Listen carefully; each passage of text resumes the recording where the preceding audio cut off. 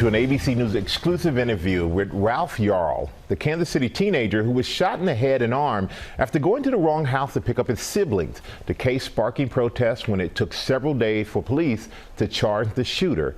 And Robin, you had a chance to sit down with the young man. I did, Michael. I recently traveled to Kansas City to meet with Ralph and his mother Cleo, sharing their accounts of that fateful day and their hopes for the future. This morning, 17-year-old Ralph Yarl is sharing his story for the first time about the night that changed his life when he thought he was picking up his 11-year-old twin brothers from a friend's house. When you go back to April 13th, tell me what happened when you go to that address. Well, I go into the driveway, I walk up the steps, I ring the doorbell. I see 3 different cameras, like one looking at the driveway, one on the porch. As far as I know, I didn't know their family at all. Like, I had never even seen their friends or their parents before, so maybe this is their house. Ralph mistakenly going to Northeast 115th Street instead of getting his siblings from Northeast 115th Terrace, 1 block away. I actually wait a long time. I'm just on the porch. So then I hear the door open. I see this old man, and I'm assuming, oh, this must be like their grandpa. And then he pulls out his gun, and I'm like, whoa. So I like back up. He points it at me. So I kind of like brace, and I turn my head. Before that, I'm thinking, there's no way he's actually gonna shoot, right? The door is even open. He's gonna shoot through his glass door, and glass is gonna get everywhere. Then it happened, and then I'm on the ground. I fall on the glass, the shattered glass, and then before I know it, I'm running away, shouting, "Help me, help me." Ralph says he ran to multiple homes until someone answered his plea for help. I was bleeding from my head. I was like, how is this possible? Like, I've been shot in the head. Had you ever seen that man before? Never. Were there any words that were exchanged before he shot you?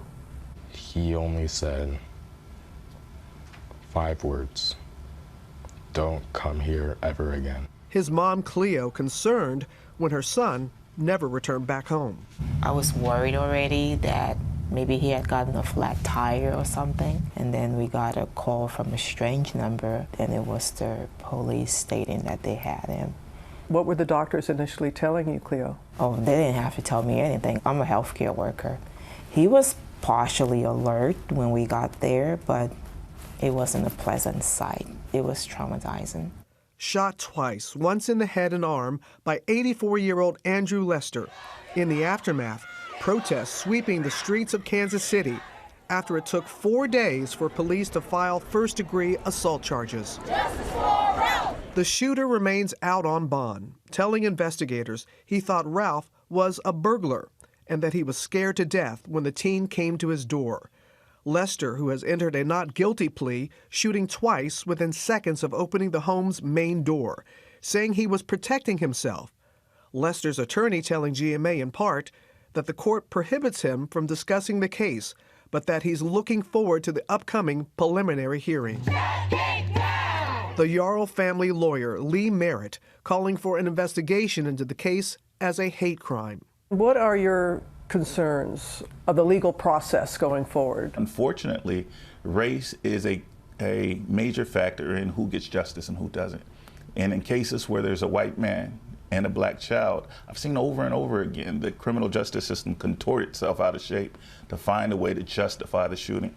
And that is a concern for me here. Miraculously, 10 weeks later, Ralph's made a full physical recovery, but the mental and emotional trauma still lingers. There are a lot of things that are going on inside my head that aren't normal. I've been having headaches, trouble with sleep, and sometimes my mind is just foggy. Like, I can't concentrate on the things that would be easy for me to do. You're looking at a kid that took the SAT when he was in the 8th grade. And now, his brain is slowed. So physically, he looks fine, but there is a lot that has been taken from him. What do you want people to know about you, Ralph? I'm just a kid. I'm not larger than life because this happened to me. I'm just gonna keep doing all the stuff that makes me happy and just living my life the best I can, not let this bother me. As a passionate band kid, playing his clarinet brings Ralph the most joy. You gonna play a little something for us? That love for music helping uplift him during the difficult days. Bravo! Bravo! Oh my! Wow. What was the name of that piece? Deepwood. Son, you can play. Ralph dreams of pursuing a career in chemical engineering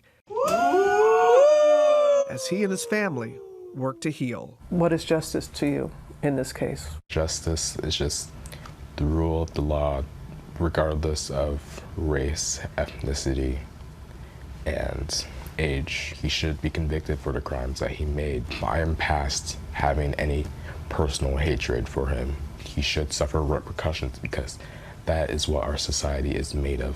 Trust in each other and reassurance that we can coexist together in harmony. He is a soft-spoken yet dynamic young man and had no harsh words for the shooter, and how he said, I'm just a kid. And just wanted to kind of humanize, he's not a statistic and he's not larger than life as he said, but the way he looked at me, he remembers those 5 words that he said were said to him by the shooter. He's so composed. It's amazing that he is a kid and he's trying to do his best to move on from this. But what's next in the case against the man who shot him? Yeah, we touched upon this. The dates for the preliminary hearing have been set for August 31st and September 1st. The judge agreed to partially seal the case in response to a protective order filed by Lester's attorney. That move has been criticized by Ralph's attorneys and his family, who say transparency is the key to getting justice. And you can watch much more of the interview tonight on Nightline. And they were also, the family, very thankful. Not just there in the KC community, but around the world. The letters, the mother said she is returning thank you notes, hundreds and hundreds and hundreds, and just so grateful for the support that they are receiving, and they just want people to see Ralph and to have a better understanding. And despite everything that happened, as he said, he's past the hatred towards the man who shot him. That's it. That's it. Thank you for bringing that to us, Robin. Hi, everyone. George Stephanopoulos here. Thanks for checking out the ABC News YouTube channel. If you'd like to get more videos, show highlights, and watch live event coverage, click on the right over here to subscribe to our channel. And don't forget to download the ABC News app for breaking news alerts. Thanks for watching.